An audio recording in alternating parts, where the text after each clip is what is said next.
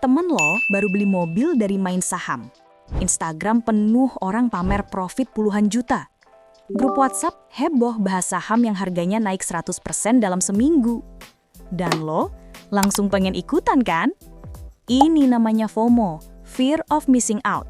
Dan percaya atau enggak, ini adalah jebakan paling berbahaya buat investor pemula. Kenapa? Mari kita bongkar.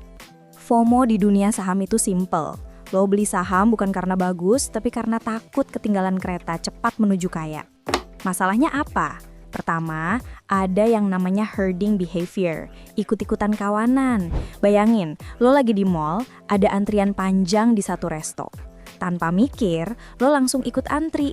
Padahal belum tentu makanannya enak kan? Nah, di saham juga sama. Orang beli karena orang lain beli tanpa analisis sendiri. Kedua, efek iri. Ini real banget. Percaya deh sama gue.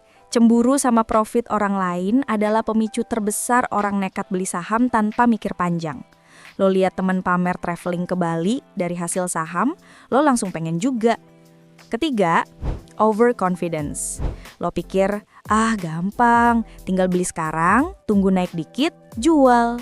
Padahal, timing market itu susahnya minta ampun. Bahkan profesional pun sering gagal.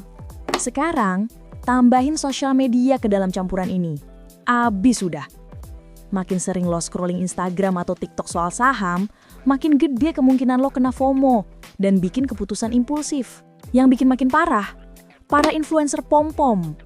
Mereka pamer profit gede, mobil baru, lifestyle mewah, tapi loss-nya disembunyiin rapi. Saham yang jadi korban FOMO biasanya punya pola, namanya saham gorengan. Ciri-cirinya, kapitalisasi kecil, gampang digoreng harganya. Volume trading tiba-tiba naik tanpa alasan jelas. Harganya naik gila-gilaan, tapi fundamental perusahaannya biasa aja atau bahkan jelek. Ceritanya selalu sama. Tahap 1, orang dalam atau bandar mulai kumpulin saham diam-diam. Tahap 2, harga mulai naik, influencer mulai promosi, media sosial ramai. Tahap 3, FOMO menyebar, retail investor baru masuk berbondong-bondong. Di sini lo masuk. Tahap 4, bubble pecah. Harga anjlok, lo rugi besar. Jadi, gimana caranya lo nggak jadi korban? 1, saham bukan judi. Ini investasi jangka panjang. Nggak ada yang namanya cepat kaya dari saham yang sehat. 2, bikin rencana investasi lo sendiri. Tulis tujuan lo, berapa lama, dan berapa banyak risiko yang lo sanggup tanggung. Jangan ikut-ikutan tujuan orang lain.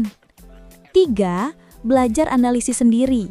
Jangan beli saham cuma karena influencer bilang, beli ini.